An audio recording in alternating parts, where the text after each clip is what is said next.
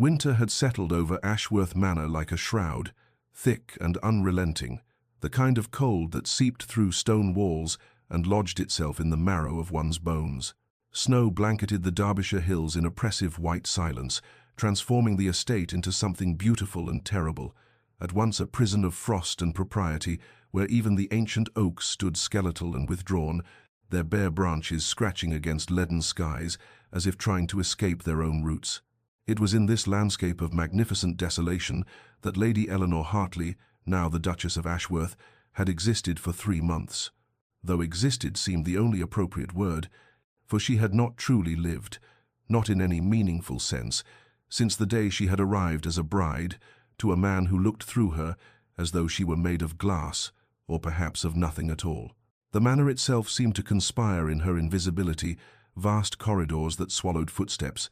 cavernous rooms that echoed with absence, portraits of stern-faced ancestors whose painted eyes followed her movements with what she imagined was pity or perhaps disdain for her failure to animate the cold heart of their descendant. Sebastian Blackwood, the Duke of Ashworth, was as remote and unyielding as the winter itself,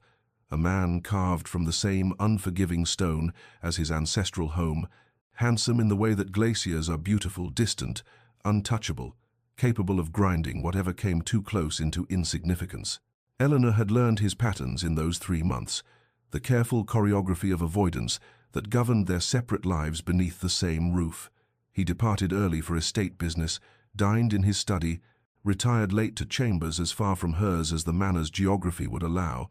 and when they did occupy the same space at the occasional formal dinner,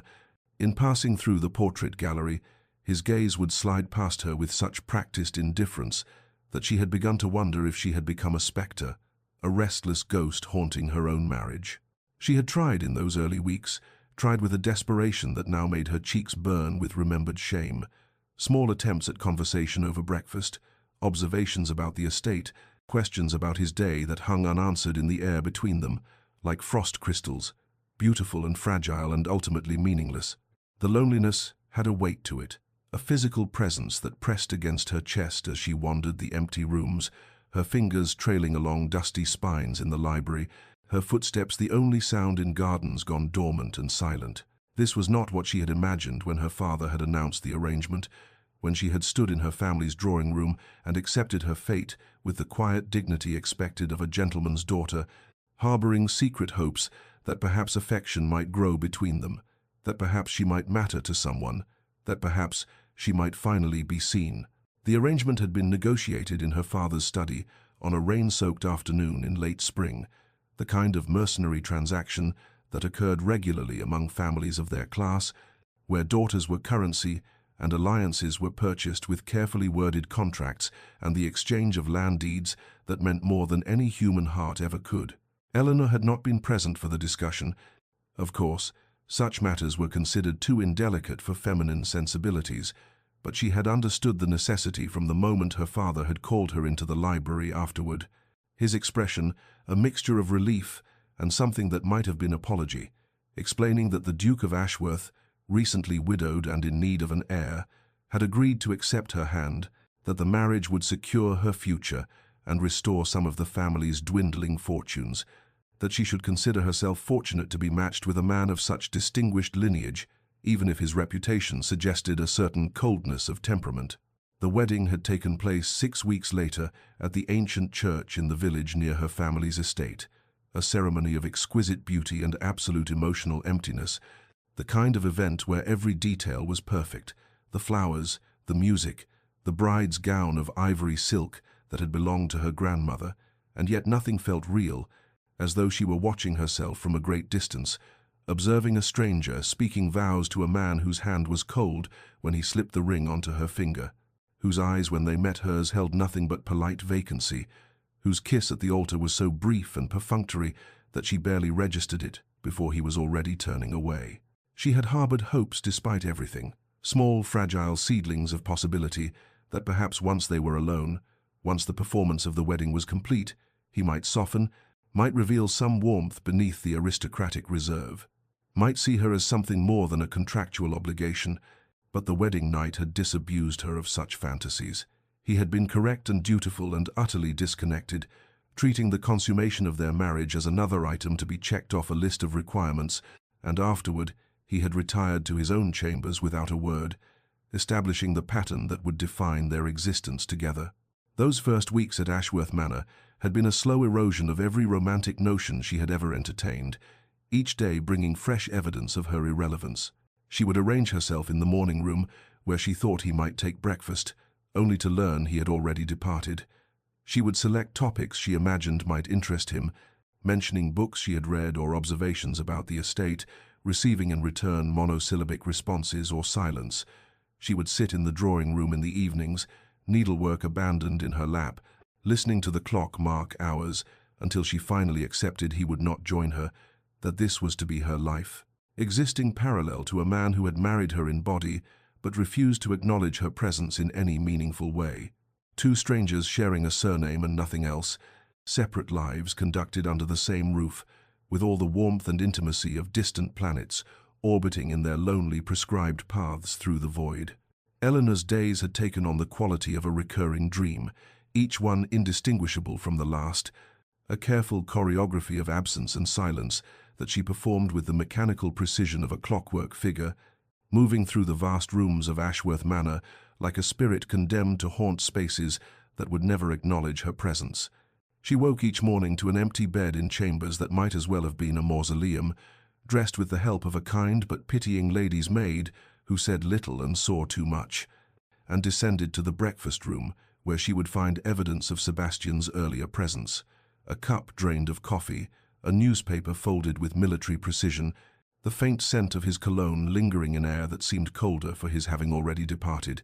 and she would sit alone at the long mahogany table, picking at toast she had no appetite for, listening to the tick of the ormolu clock marking seconds that stretched into eternities. The mornings she devoted to exploring the manor, walking corridors lined with portraits of Blackwood ancestors who stared down at her with expressions ranging from imperious disdain to melancholic resignation, as though they too had known what it meant to be trapped in this beautiful, terrible place. And she would find herself in the library, that cathedral of leather-bound volumes where dust motes danced in weak winter light, pulling books from shelves with no particular purpose, reading passages that might as well have been written in languages she didn't speak, for all the meaning they carried when her mind could focus on nothing but her own irrelevance. The gardens, even in their winter dormancy, offered a kind of solace, and she would bundle herself in furs and walk the frozen paths between skeletal rose bushes and snow-covered hedges, her breath forming clouds that dissipated as quickly as her attempts to matter.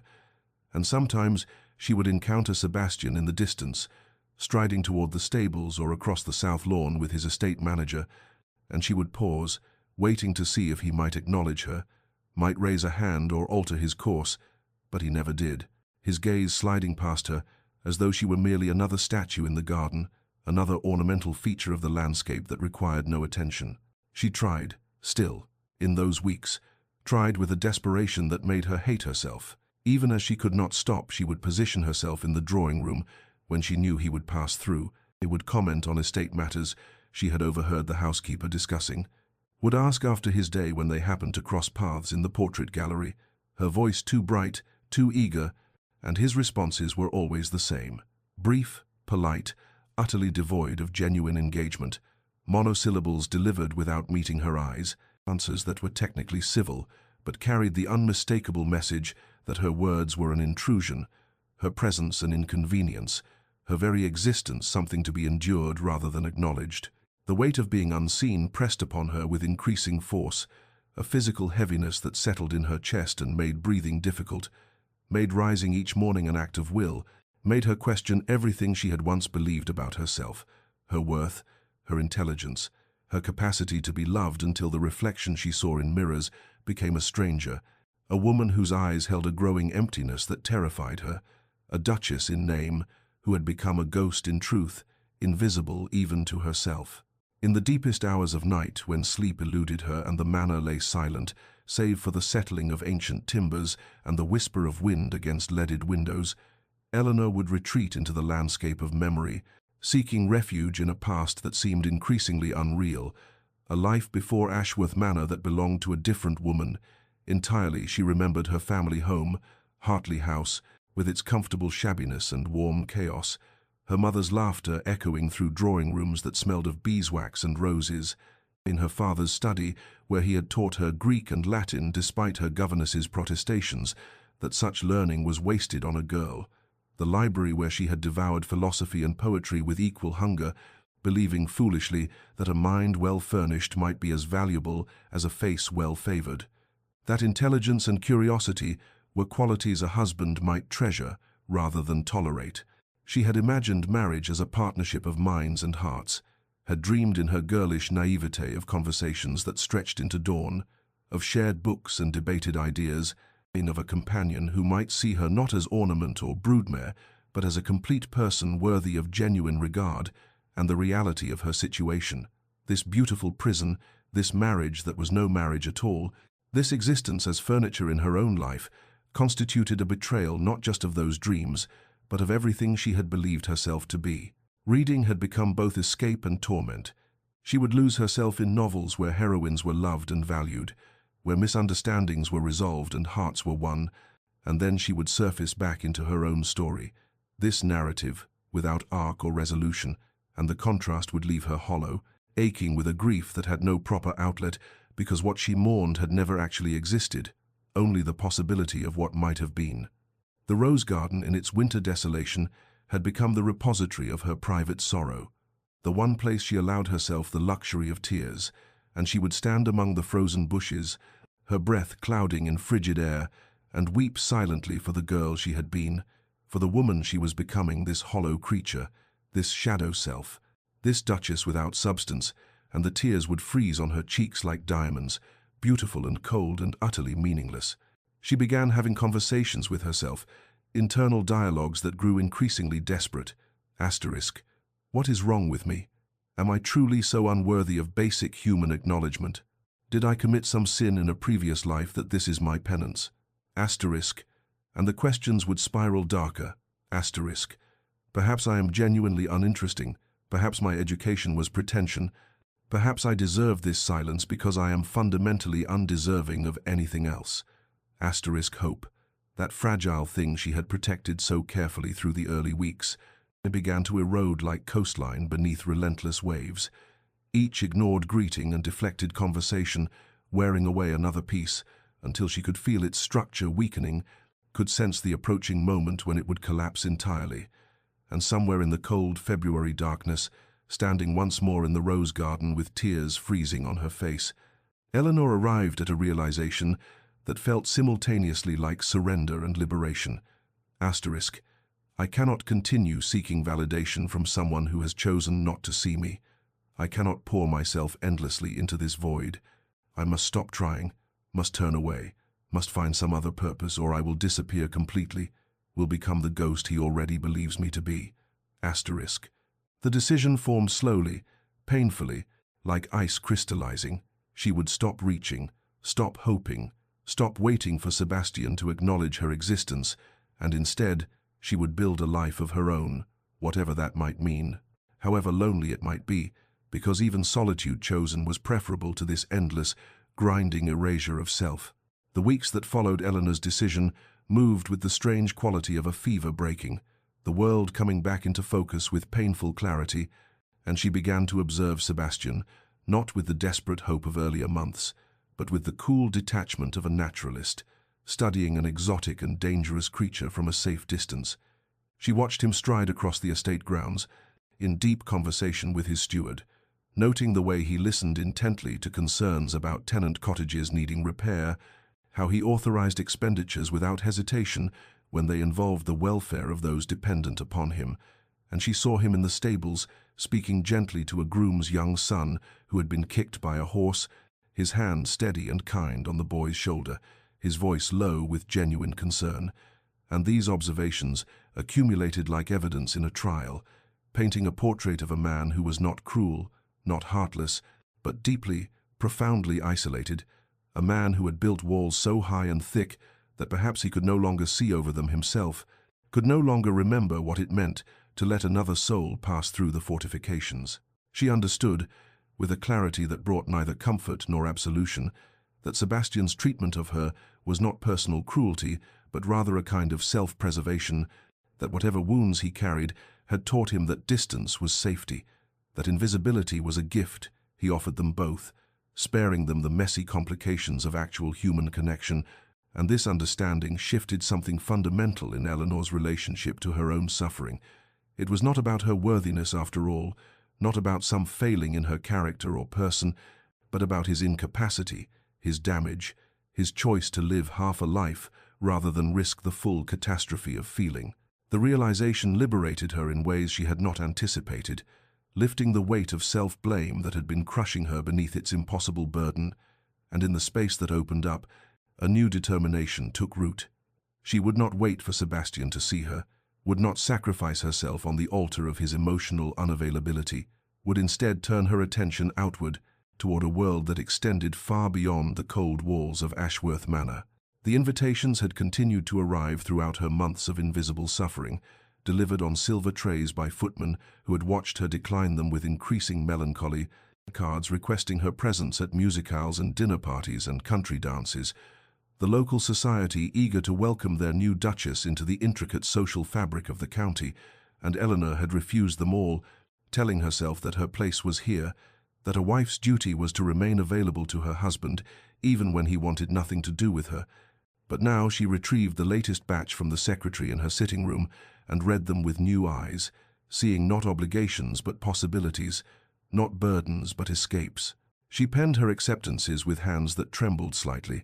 not from fear but from the unfamiliar sensation of choosing something for herself,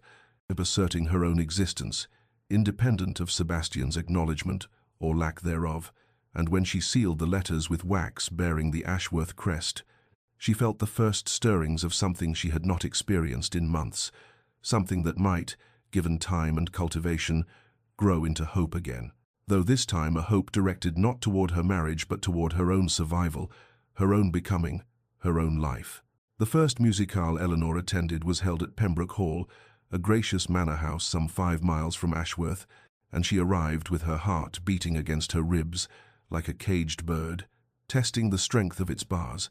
uncertain whether she was flying toward freedom or merely a different form of confinement. But the moment she stepped into the drawing room with its walls covered in silk damask and its air perfumed with hothouse flowers and beeswax candles, she felt something shift inside her chest, some tightness, loosening just enough to draw a full breath for the first time in months. Lady Catherine Pembroke, a woman of perhaps 40 with intelligent eyes and a warm smile that reached those eyes in a way that spoke of genuine feeling rather than social performance, swept forward to greet her with unaffected pleasure, taking Eleanor's hands in hers and saying, "My dear Duchess, we are absolutely delighted. You've come. I had quite despaired of ever properly making your acquaintance, and I confess I have been longing to know you better. For anyone who chooses Plutarch over the latest Gothic novels must be a woman of substance." And Eleanor felt tears prick unexpectedly at her eyes, because here was someone who had noticed her, who had paid attention to what she read during those long afternoons in the Manor's library, who saw her as more than merely the newest Duchess of Ashworth. The evening unfolded like a flower opening to sunlight, each moment revealing something Eleanor had forgotten. She possessed the ability to converse intelligently about music and literature, to laugh at witty observations, and to offer her own thoughts and have them received with interest rather than indifference or silence. And when Lady Catherine mentioned that their hostess, Mrs. Alderton, was in desperate need of someone to play Haydn on the pianoforte, as her regular performer had taken ill, Eleanor found herself volunteering before fear could silence her, and then she was seated at the instrument, her fingers finding the keys with a sureness she had not felt in her own body for so long, and the music poured out of her like water from a broken dam, months of suppressed feeling channeled into something beautiful and ordered and heard. The applause that followed was genuine, enthusiastic, and Eleanor felt herself bloom under its warmth, like those roses in the hothouse that Sebastian tended with more care than he had ever shown his wife, though she pushed that bitter thought away, determined not to let Sebastian's ghost haunt even this moment of small triumph. Lady Catherine claimed her afterward, introducing her to the other ladies present, and Eleanor discovered that conversation could be pleasure rather than ordeal, that her opinions on poetry and philosophy and the proper education of young women were not tedious or unwelcome, but rather sparked animated discussion, and by the time she returned to Ashworth Manor well past midnight, her cheeks hurt from smiling and her spirit felt lighter than it had since her wedding day. Sebastian was not at dinner the following evening, had not been present when she returned flushed and happy from Pembroke Hall, and Eleanor discovered, with something approaching wonder, that his absence no longer felt like abandonment, but rather like liberation, like space in which she might finally expand into herself, and she ate her solitary meal with something that might, given time and cultivation, grow into contentment. Autumn arrived at Ashworth Manor with its customary ceremony of gold and crimson, the trees surrendering their leaves to the wind like courtiers bowing before royalty, and Eleanor discovered that she had somehow, without conscious intention, surrendered her unhappiness, along with the summer, letting it fall away like those leaves to reveal something stronger and more enduring beneath a woman who had learned to bloom in soil that provided no nourishment, who had found her own light when none was offered. The transformation was not one of appearance, for Eleanor had always been lovely in her quiet way, but rather a metamorphosis of spirit that the servants noticed first, remarking among themselves how the Duchess now moved through the halls with purpose rather than that terrible ghostly drift of the early months, how her voice when she spoke to them carried warmth and authority rather than the apologetic hesitance of one who expected to be dismissed. She had organized a charity event for the village, a harvest festival to benefit the families whose cottages Sebastian had authorized for repair months ago, and Eleanor threw herself into the planning with an energy that surprised even her, coordinating with the housekeeper and the vicar and the local merchants, her correspondence growing voluminous as her days filled with delightful purpose, and she laughed again, truly laughed when the baker's wife made a jest about the impossibility of teaching Lord Hartley's hounds not to steal the cakes meant for the festival, the sound of her own laughter so unfamiliar that it startled her for a moment before she let herself sink into the pure pleasure of it. The servants adored her now, these people who had watched her suffer in invisible silence for so long, and they responded to her requests with an eagerness that spoke of genuine affection rather than mere duty. The maids bringing her tea without being asked, the footmen appearing precisely when she needed assistance with some task, the housekeeper, Mrs. Winters, consulting her on household matters with a respect that acknowledged Eleanor as the true mistress of Ashworth rather than merely a decorative addition to its inventory. Sebastian watched her from the windows of his study, though Eleanor remained unaware of his observation, and he saw her working in the gardens with Lady Catherine and the vicar's wife, arranging autumn flowers for the festival decorations, her face lit with genuine pleasure as she laughed at something Catherine said, her hands moving with confident grace among the bronze chrysanthemums and the late-blooming roses, and something tightened in his chest that he did not recognize, something that felt almost like pain but sharper, more insistent, a sensation he could not name because he had spent so many years avoiding anything that resembled feeling. He told himself it was satisfaction that his Duchess had finally settled into her role, that she was fulfilling her duties to the estate and the community, nothing more. But the tightness in his chest did not ease when he turned away from the window, and late that night, alone in his chambers with a book he could not seem to focus on, Sebastian found himself wondering when Eleanor had stopped seeking him out, when she had stopped appearing at breakfast with that terrible hope in her eyes,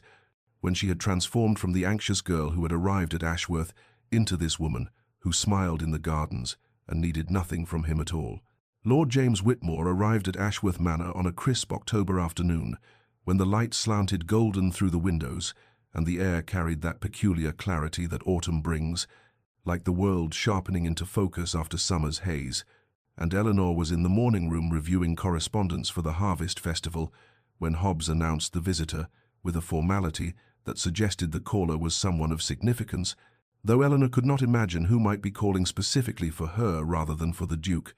When James entered the room, it took her a moment to recognize him, for the gangling boy she had known in her childhood had transformed into a man of perhaps 30 with warm brown eyes and an open, honest face that broke immediately into a smile of such genuine pleasure that Eleanor felt something in her chest unfold,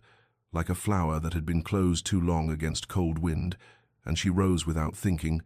her own face mirroring his delight, as she said his name like a question and an answer both.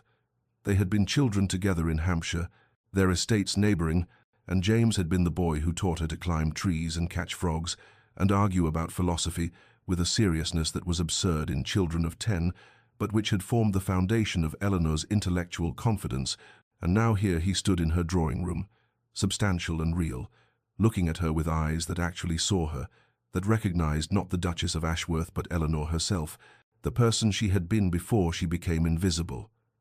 Their conversation flowed like water, finding its natural course, easy and unforced,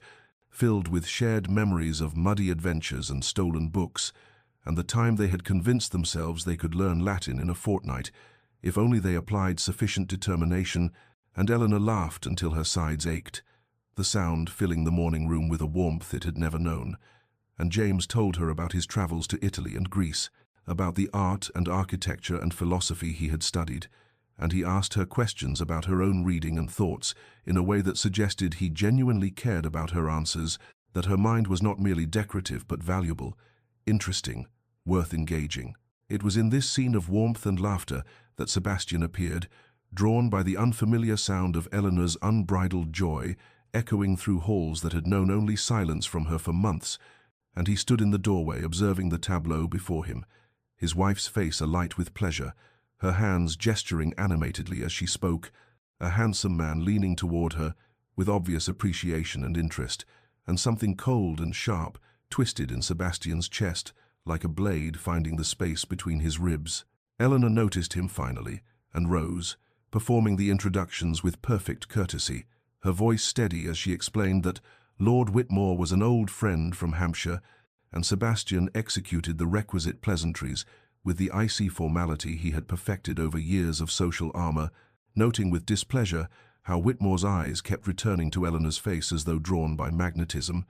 how the man smiled at her with an ease and familiarity that Sebastian had never attempted, and had never wanted, had never permitted himself. And after barely 5 minutes of strained conversation, Sebastian excused himself with a coldness that bordered on rudeness, leaving Eleanor and Whitmore to their reunion, retreating to his study, where he poured himself brandy, though it was barely past noon, and told himself the dark feeling churning in his gut was merely surprise at the unexpected visitor, and nothing more, certainly nothing that resembled the poison of jealousy, for one could not be jealous over something one had never wanted in the first place. Lord Whitmore called again 3 days later, and this time he came with an invitation that he extended to Eleanor in the drawing-room where autumn light pooled across the carpet like spilled honey, asking if she might do him the honor of attending the county assembly ball as his guest, for he had been informed by Lady Catherine that the Duchess had attended several local events, and he thought perhaps she might enjoy the dancing, and Eleanor felt her heart lift at the prospect, not because of James himself, though his company was undeniably pleasant, but because the invitation represented something larger, a life that existed beyond the walls of Ashworth Manor, beyond the cold silences and careful invisibility she had endured for so long, a life where she was wanted and seen and valued. She accepted without hesitation, without the impulse to seek Sebastian's permission or even inform him of her plans, for she had learned in these months of building her own existence that she need not ask permission to live. And it was only by chance that Sebastian overheard the exchange as he passed the drawing-room on his way to his study, Whitmore's warm voice carrying through the partially open door as he expressed his delight at Eleanor's acceptance, promising to call for her at 8, and Sebastian felt something hot and sharp twist beneath his ribs, an irritation he could not name, could not justify, for what did it matter to him if his wife attended a country assembly with an old friend, when he himself had shown no interest in her society, no desire for her company, no acknowledgement of her existence beyond the barest requirements of civility. The night of the ball arrived with unseasonable warmth, as though autumn itself had decided to grant one final gift before surrendering to winter's advance, and Eleanor prepared for the evening with a care she had not taken since her wedding day, choosing a gown of rose-colored silk that brought color to her cheeks and made her dark eyes luminous, her maid arranging her hair in an elegant style that framed her face softly, and when she descended the stairs to where James waited in the entrance hall, she looked radiant in a way that had nothing to do with the gown or the jewels at her throat, and everything to do with the light of anticipated pleasure in her expression, the confidence of a woman who had learned her own worth. Sebastian attended the assembly that evening, a decision that surprised even him, for he typically avoided such provincial entertainments, telling himself it was merely his duty as the Duke to show his face at significant county events, that his attendance had nothing whatsoever to do with Eleanor or Whitmore, or the inexplicable restlessness that had plagued him since overhearing that invitation. But he knew, even as he formulated these justifications, that they were lies, knew that he came because he could not bear not to, because something in him needed to see Eleanor in that rose-colored gown, and needed to witness what he had so carefully avoided, witnessing for months, his wife alive and present and real in the world beyond his deliberate blindness. He positioned himself at the edge of the ballroom, where he could observe without being observed, his posture rigid with ducal composure, even as his eyes tracked Eleanor's movements through the crowd, watching as she greeted acquaintances with genuine warmth, as she laughed at something, Lady Catherine whispered, as she accepted a glass of champagne from Whitmore, with a smile that made something in Sebastian's chest constrict painfully, and he stood there in the shadows of the assembly room, like a ghost haunting the edges of a life he had refused to live, unable to look away from the woman he had treated as invisible for so long, the woman who had somehow learned to shine without him. The orchestra struck the opening notes of the waltz, and Sebastian watched from his position against the far wall as Lord Whitmore extended his hand to Eleanor with a smile that was warm and confident, and utterly without the hesitation that had characterized Sebastian's every interaction with her. And when she placed her gloved hand in his and allowed him to lead her onto the floor, Sebastian felt his jaw tighten involuntarily, his fingers curling around the glass of champagne he held with enough force that he briefly feared it might shatter. The waltz began, and what Sebastian witnessed in those minutes felt like watching a curtain pull back on a stage to reveal a performance he had never known was possible. For the woman who moved in, Lord Whitmore's arms bore no resemblance to the silent, careful Duchess who had haunted the edges of Ashworth Manor for months. Her steps tentative, her voice soft, her presence so deliberately unobtrusive that Sebastian had found it easy, shamefully, damnably easy to pretend she did not exist at all. This Eleanor was radiant, her face alight with pleasure as Whitmore guided her through the turns, her rose-colored gown swirling around her ankles like rose petals caught in wind, and she was laughing at something. Whitmore said, the sound carrying across the ballroom clear and genuine, and utterly devastating to Sebastian, who realized with a shock that felt physical that he had never heard her laugh like that, had never seen her face unguarded and joyful, had never witnessed the grace with which she moved when she was not trying to make herself small and invisible to avoid disturbing his carefully maintained distance. Whitmore held her with the practiced ease of a man who had danced with many women and knew exactly how to make each one feel treasured.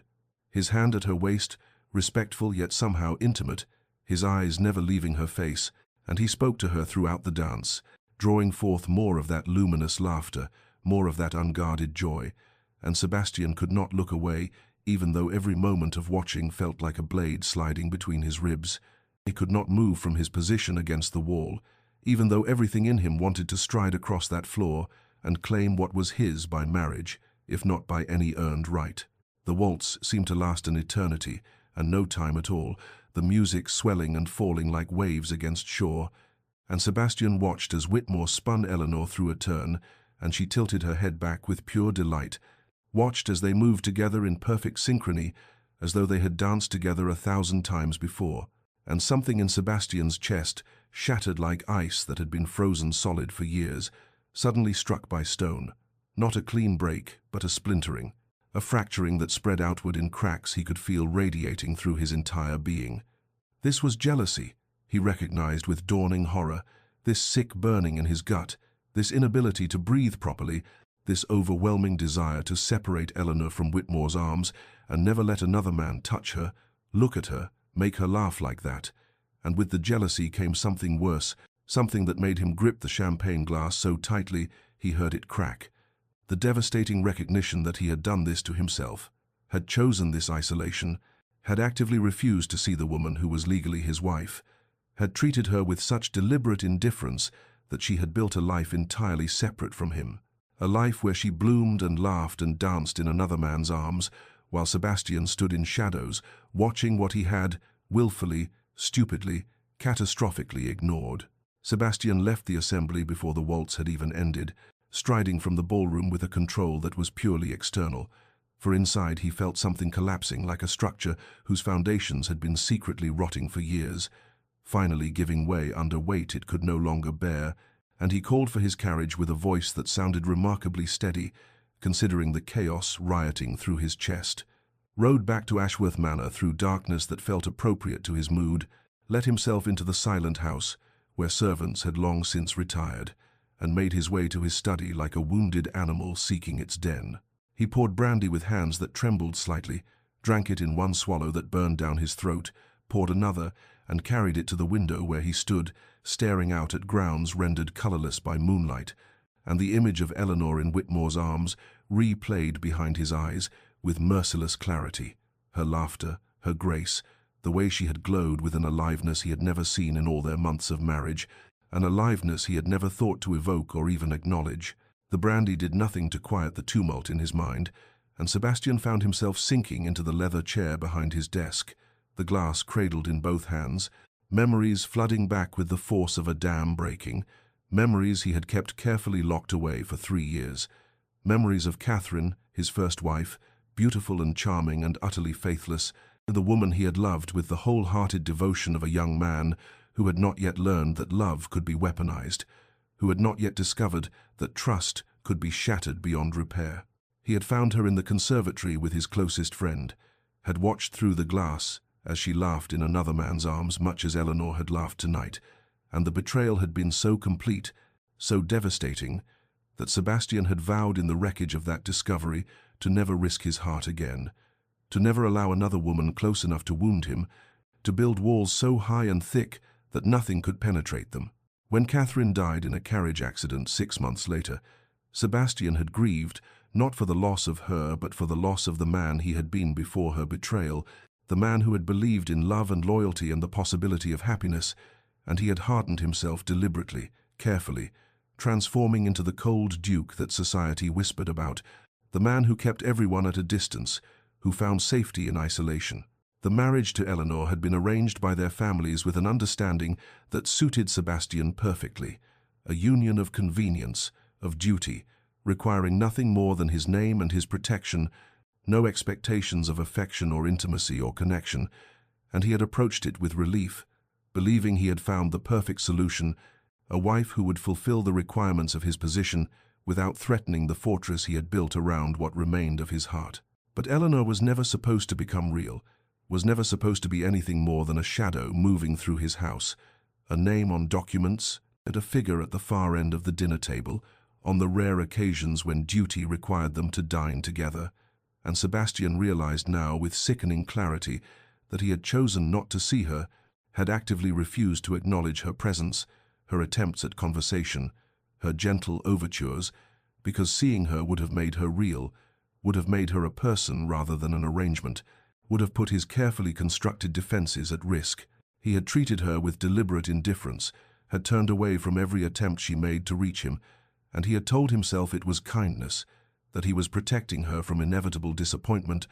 but he understood now that it had been cruelty of the worst kind, the cruelty of erasure,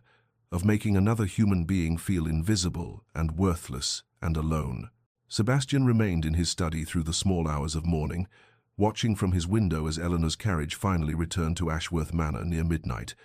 and even from this distance he could see the lightness in her step as she descended, could observe the way she paused to look up at the stars with a smile still playing about her lips,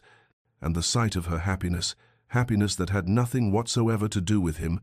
twisted something in his chest that felt remarkably like grief. He did not sleep, and when dawn came pale and cold through the window, he found himself making a decision that would have been unthinkable mere hours before, bathing and dressing with more care than usual,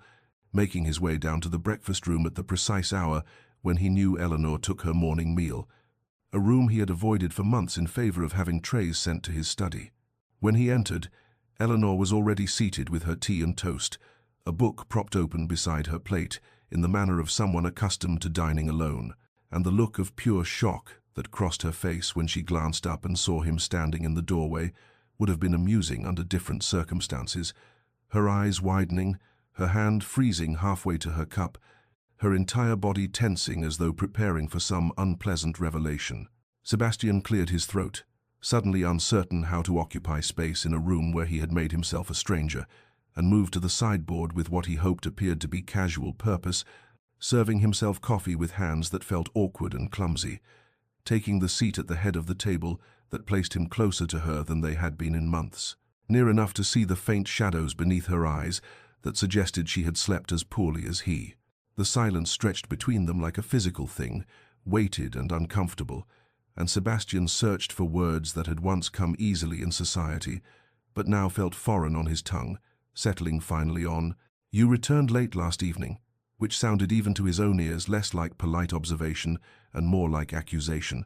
and he watched Eleanor's expression shutter closed, her shoulders straightening with a dignity that made him feel suddenly small. "The assembly was quite pleasant," she replied with perfect courtesy, her voice level and distant, the voice she might use with any casual acquaintance, and she returned her attention to her book with a deliberateness that suggested the conversation was concluded,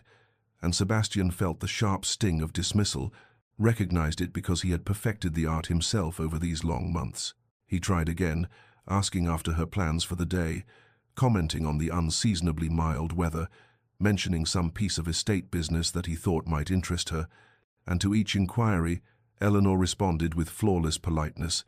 her answers complete enough to satisfy social convention, but offering nothing of herself, no invitation to further discourse, no warmth, no indication that she welcomed his sudden presence at her table,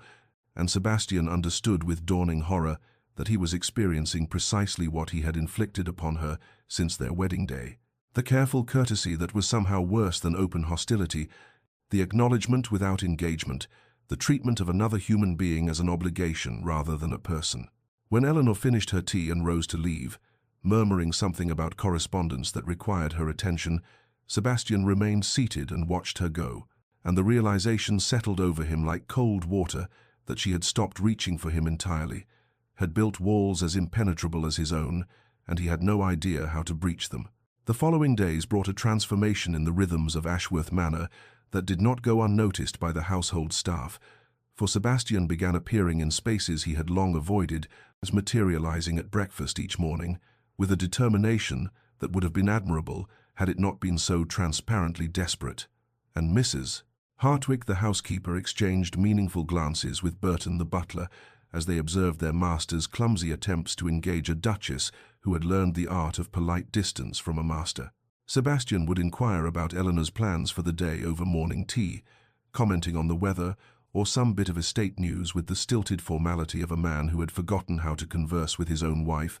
and Eleanor would respond with perfect courtesy that revealed nothing, her answers complete enough to satisfy propriety, but offering no foothold for deeper connection, and Sebastian found himself floundering in waters he had once navigated with ease before he had deliberately abandoned such navigation altogether. He began attending the very social events he had avoided for years, appearing at afternoon teas and musicales where he knew Eleanor would be present, standing at the periphery of gatherings, with his ducal composure intact, while his eyes followed her movements across rooms,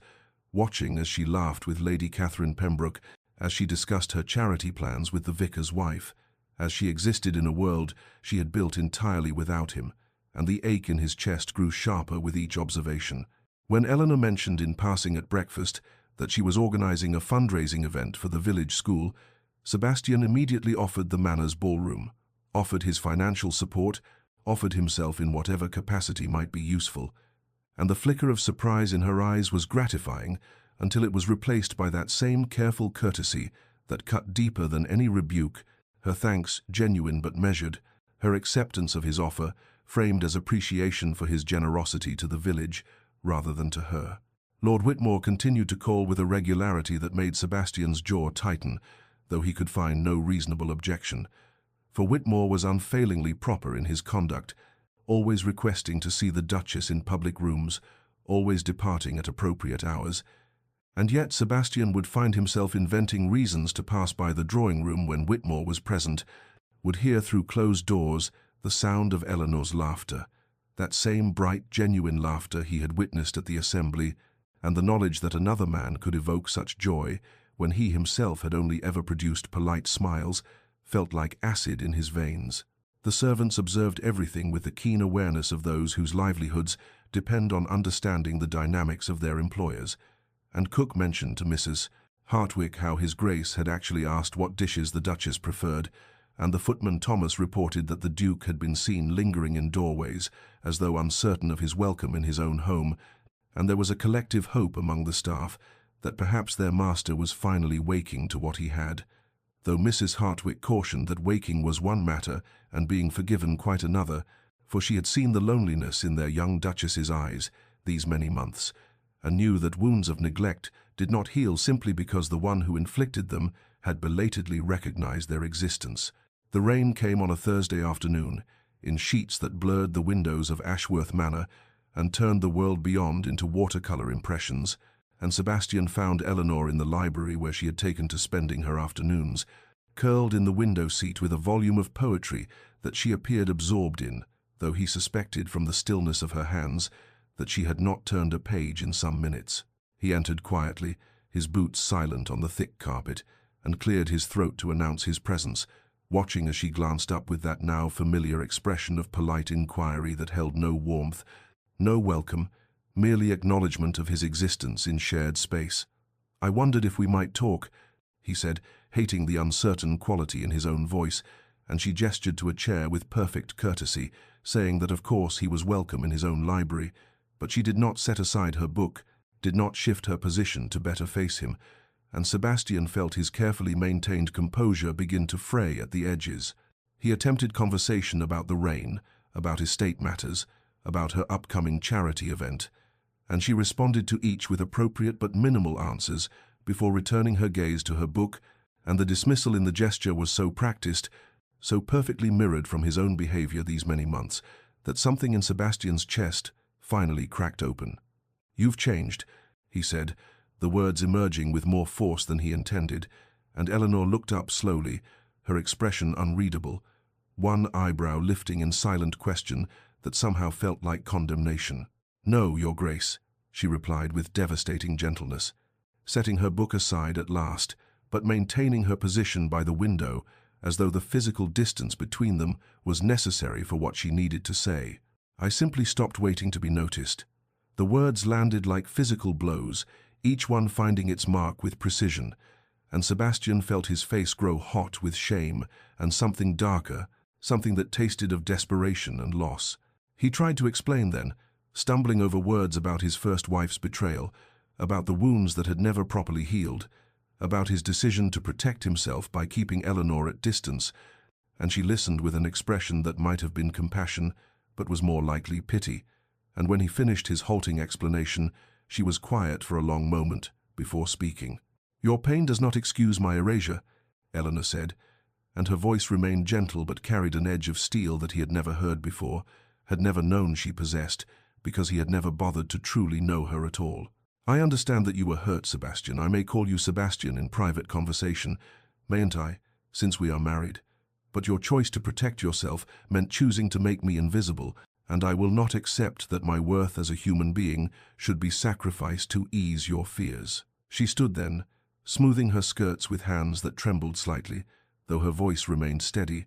and Sebastian found himself rising as well, reaching toward her though he had no right, watching as she stepped back from his outstretched hand with a grace that somehow made the rejection absolute. The evening had settled into that particular stillness that comes after dinner, when the manor holds its breath between day and night, and Eleanor sat in her private sitting room with embroidery she had no real interest in completing, her needle moving through fabric with mechanical precision, while her mind wandered through the labyrinth of her conversation with Sebastian that afternoon, when a soft knock at her door pulled her from her reverie with a start, because no one disturbed her in these evening hours, not even her lady's maid unless summoned. She called permission to enter, expecting perhaps Mrs. Hartwick with some household matter, but instead Sebastian appeared in the doorway, and the sight of him there, in this space that had become her sanctuary, was so unprecedented that Eleanor found herself setting aside her embroidery with hands that trembled slightly, her heart beginning a nervous rhythm against her ribs. "Might I come in?" he asked, and there was something in his voice she had never heard before, a vulnerability that stripped away the ducal authority and left only a man uncertain of his welcome, and Eleanor gestured to the chair opposite hers, watching as he entered and closed the door behind him with careful attention to propriety, leaving it open just enough that their conversation could not be called improper, but closed enough that they might speak without being overheard. He sat as though the chair might collapse beneath him, his tall frame somehow diminished by the same uncertainty that colored his voice, and for a long moment he simply looked at his hands, those elegant aristocratic hands that had never reached for her in tenderness, and Eleanor waited in the heavy silence because she had learned patience in these months of invisibility and would not break it now simply to ease his discomfort. When he finally spoke, his words came slowly at first, then faster, like a dam breaking under pressure it was never meant to withstand, and he told her everything about his first wife, Margaret, about their courtship that had seemed like a love match, about the year of marriage that had appeared happy to the outside world, while Margaret conducted an affair with his closest friend, about discovering them together in circumstances that had shattered not just his marriage, but his fundamental belief in his own judgment. He spoke of the divorce that had scandalized society, of the self-imposed isolation that followed, of his vow never to allow another person close enough to wound him so deeply, and Eleanor listened without interruption, watching his face as he laid bare the pain he had carried for 5 years, like a stone in his chest. Understanding for the first time the walls he had built were not casual cruelty, but desperate self-preservation. When our families arranged this marriage, Sebastian continued, his voice dropping to barely above a whisper, I told myself it was perfect, precisely because it meant nothing, because you were a stranger who would remain a stranger, because I could fulfill my duty to produce an heir without risking my heart. He finally looked up at her then, his eyes dark with anguish and honesty that made her breath catch, and she saw tears there that he did not try to hide. This proud duke, who had maintained his composure through every social event and business dealing, now trembling before her with the rawness of his confession. But you were never meant to become real, Eleanor. You were never meant to laugh or to bloom or to fill the manor with music and purpose. And I realized too late that I chose not to see you, because seeing you made you dangerous, made you someone who could hurt me if I allowed myself to care. And so I made you invisible rather than risk discovering that you mattered. Eleanor sat very still in her chair as Sebastian's confession hung in the air between them like morning mist, and she felt the weight of his words settling into her bones, understanding for the first time the architecture of his cruelty, though understanding did not equal forgiveness, did not erase the months she had spent as a ghost in her own life, and when she finally spoke, her voice was steady, though her hands trembled slightly in her lap, where he could not see them. I thank you for your honesty, Sebastian, she began, watching his face as she used his given name again, claiming the small intimacy as her right after what he had shared. And I do understand the pain that drove you to build such formidable walls. I understand it in the way one understands a language learned from books rather than lived experience, intellectually rather than viscerally, but I understand nonetheless. She paused, gathering her thoughts like flowers from a garden, choosing each one with care, because what she said now mattered more than perhaps anything she had ever said in her life. What I need you to understand in return is that for those months when you chose not to see me, I was drowning in a loneliness so profound that some mornings I could scarcely find the will to rise from my bed, and I would stand before my mirror and wonder what deficiency in myself made me so thoroughly unworthy of even basic acknowledgement from the man who had vowed before God to cherish me. Her voice caught slightly on the last words, and she saw Sebastian flinch as though struck, but she pressed on because he needed to hear this, needed to understand that his protection had come at a cost measured in her pain. I tried, Sebastian, God knows I tried to reach you, to find some crack in your armor where I might slip through, and each time you met my attempts with polite distance, it carved away another piece of my sense of worth until I began to believe that perhaps I truly was as invisible as you made me feel. She stood then, moving to the window where rain still streaked the glass, her back to him because some truths were easier spoken without the weight of his gaze upon her. I spent weeks in the rose garden crying into my hands where no one could hear, questioning everything about myself, wondering if I was too plain or too dull or too earnest, constructing elaborate explanations for why you could not bear to look at me, and the conclusion I finally reached was that I deserved more than existing as a shadow in my own marriage. Eleanor turned back to face him, and in her eyes was a sadness that had nothing to do with anger and everything to do with acceptance of painful truth. "I understand your pain. Truly I do, but I cannot sacrifice myself to it. I cannot allow your past wounds to define my future, and somewhere in those invisible months, I stopped hoping that you would see me, stopped waiting for acknowledgement that never came, and now that you finally offer it, I find that I do not know if I have the courage to hope again, because hoping and being disappointed has nearly destroyed me once already." She moved back to her chair, sitting with the careful dignity she had learned to wear like armor in those months of isolation, and her next words were perhaps the most honest she had ever spoken.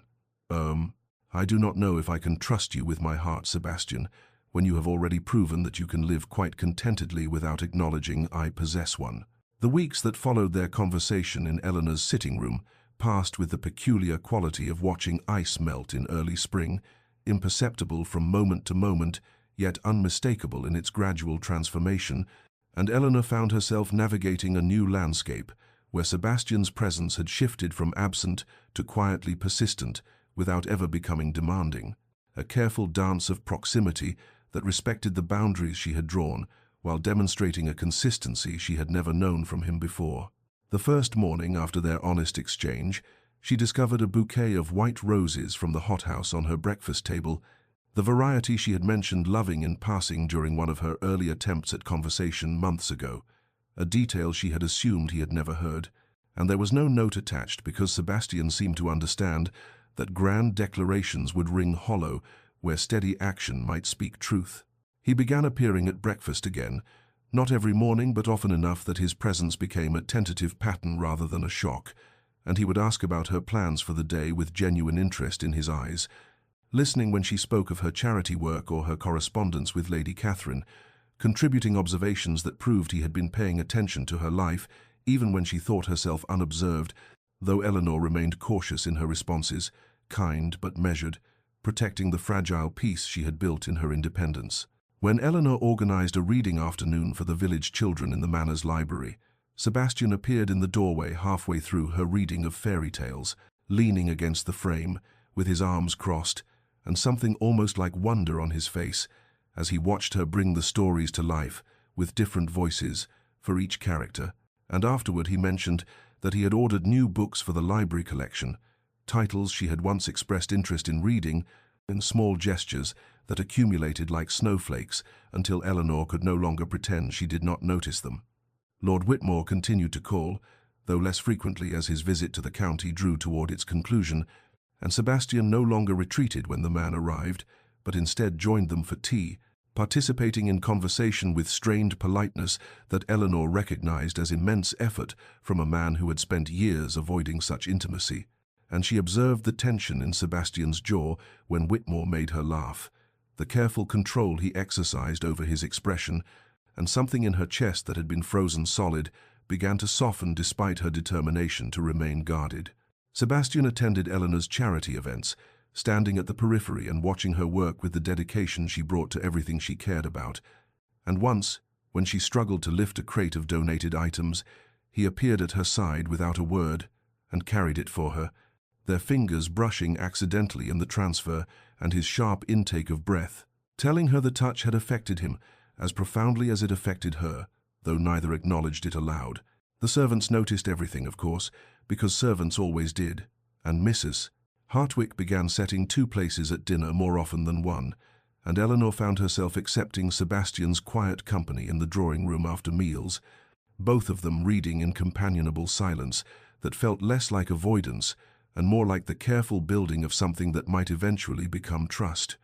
Though Eleanor reminded herself nightly that consistency across weeks did not erase months of erasure, that she must guard her heart even as she felt it straining toward hope despite her better judgment. Winter arrived at Ashworth Manor with the same crystalline silence that had marked Eleanor's first months there. But this time the cold held a different quality, as though the season itself had been transformed by all that had passed between then and now, and on an evening when frost painted delicate patterns across the windows, Eleanor stood in the grand drawing-room, preparing for the musicale she had organized, a gathering of local society that would fill the manor with warmth and music and life in ways that would have been unimaginable during those frozen early months of her marriage. She wore a gown of deep sapphire that brought out the color of her eyes, and her hands were steady as she arranged the final details with Mrs. Hartwick, who beamed at her with unconcealed pride in how their Duchess had transformed not just herself, but the very atmosphere of the estate. And when the guests began to arrive, Eleanor greeted each one with genuine warmth, moving through the rooms with a grace born not of duty but of authentic pleasure in her role as hostess, as the heart of this home she had finally claimed as her own. Sebastian stood near the fireplace watching her navigate the social currents with an ease he had never witnessed in those early months, when she had moved through the manor like a ghost uncertain of her right to occupy space, and something in his chest pulled tight, with mingled pride and regret, pride in who she had become, regret that she'd had to become it without him, that he had missed the transformation because he had been too carefully blind to see it happening. The musicale began with Lady Catherine performing a sonata, followed by the vicar's daughter singing a German art song that brought tears to several eyes, and then Eleanor moved to the pianoforte, with the quiet confidence of someone who had reclaimed something precious that had nearly been lost, settling onto the bench and placing her fingers on the keys with a reverence that made Sebastian's breath catch, because he recognized it as the same reverence he now felt when he allowed himself to truly look at her, to see her as she deserved to be seen. She played Beethoven, the Pathétique sonata that she had practiced alone in empty rooms during those months of invisibility, but now she played it for an audience that listened with rapt attention, and Sebastian found he could not take his eyes from her face, from the way her expression shifted with the music's emotional landscape, and from the complete presence she brought to each note, as though the music was a language she spoke more fluently than words. When the final chord faded into silence, the room erupted in applause, and Eleanor rose and curtsied with flushed cheeks and bright eyes, and as the guests began to disperse for refreshments, Sebastian moved through the thinning crowd toward the pianoforte, where she still stood, his heart hammering against his ribs with a nervousness he had not felt since he was a young man, asking his first dance partner to waltz, and when he reached her, he extended his hand and spoke words that carried the weight of everything unsaid between them. "Might I have the honor of the next dance?" The room had grown quiet, the music ended, but Eleanor understood what he was truly asking, understood that this was an invitation to something far more significant than a simple dance, and after a moment's hesitation that felt like an eternity, she placed her hand in his, and he led her to the center of the empty floor, where they had once stood as strangers, bound by law, but not by choice, and they began to waltz to music only they could hear, the remembered strains of a melody that played in the space between what had been and what might yet be. The waltz ended as silently as it had begun, their movements slowing until they stood perfectly still in the center of the empty drawing room, with their hands still joined and their eyes locked in a gaze that held the weight of every unspoken word from the past months. And Sebastian seemed to understand, without being told, that this moment required more than the public space could contain, that what needed to be said between them deserved privacy and moonlight, and the kind of honesty that could only be spoken in shadows. He led her through the manor's corridors as the last guests departed and the servants discreetly withdrew, their footsteps echoing on marble floors until they reached the conservatory, where frost painted silver patterns on the glass walls, and winter stars gleamed like diamonds scattered across black velvet, and Eleanor felt her breath catch, because this was the room where she had spent so many lonely afternoons, tending roses and pretending she was not weeping, the room where she had taught herself to bloom in solitude because no one was watching her grow. Sebastian turned to face her in the pale moonlight that transformed everything it touched into something ethereal and fragile,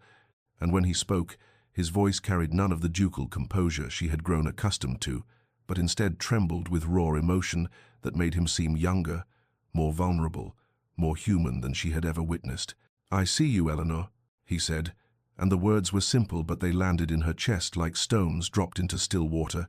sending ripples through everything she thought she knew about this moment, about him, about what might be possible between two people who had existed as strangers for so long. "Forgive me that it took so long, that I was so lost in my own fear, that I made you invisible, that I treated the gift of your presence in my life as though it were nothing when it was everything I needed, without knowing I needed it."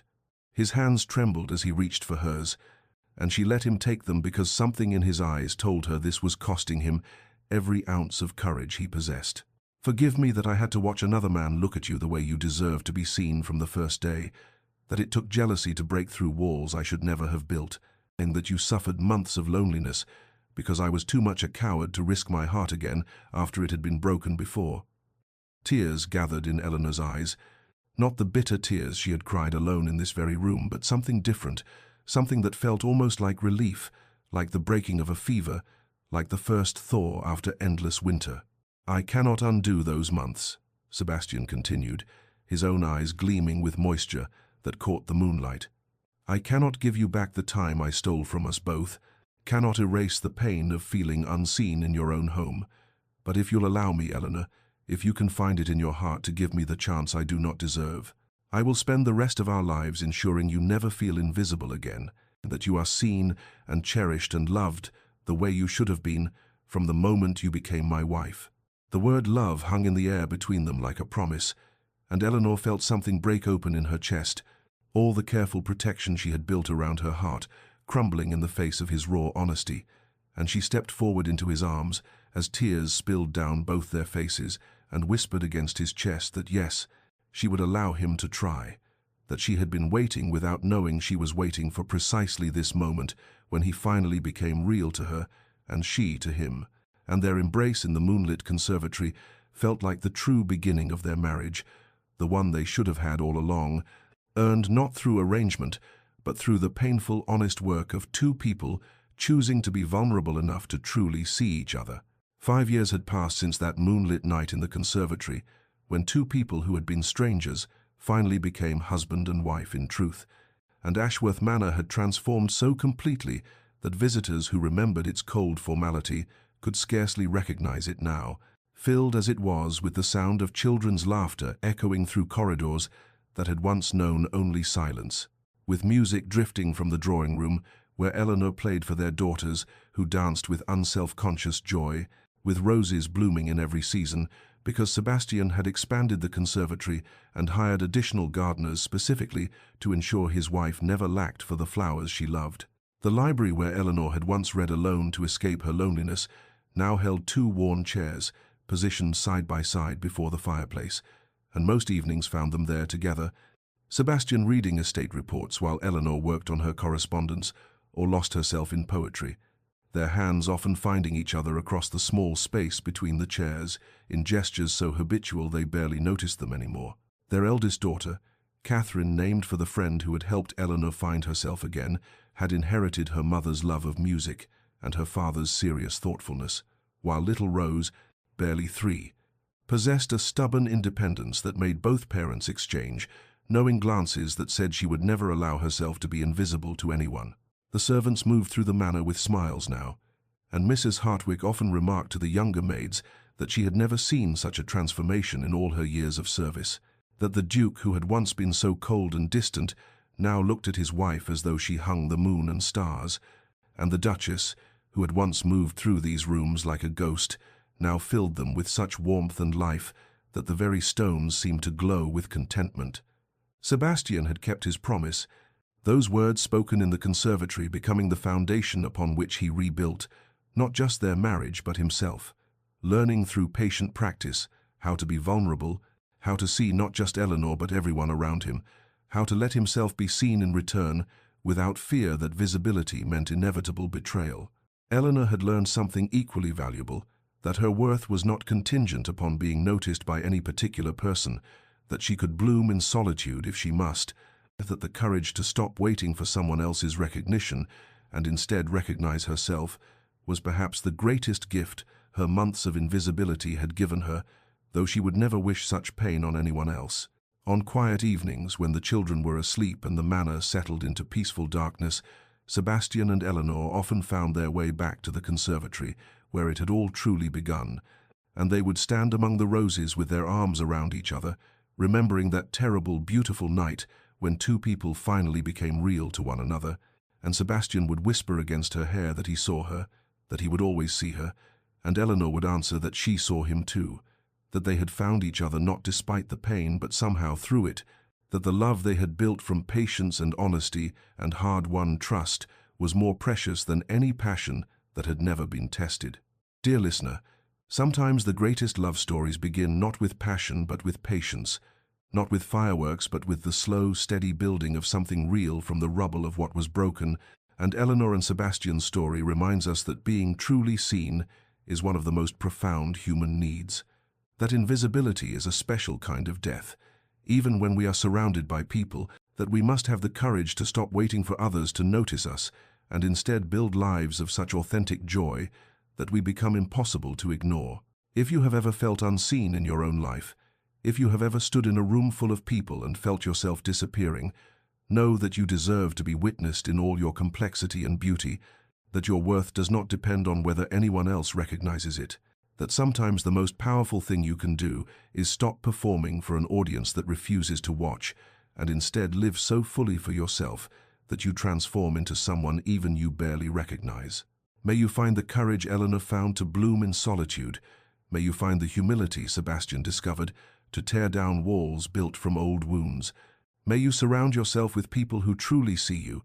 and may you have the wisdom to see them in return. And may you rest tonight, knowing that you are worthy of being loved, not for who you pretend to be, but for exactly who you are. This story was brought to you by Enchanted Ink Tales, and if these words have touched your heart,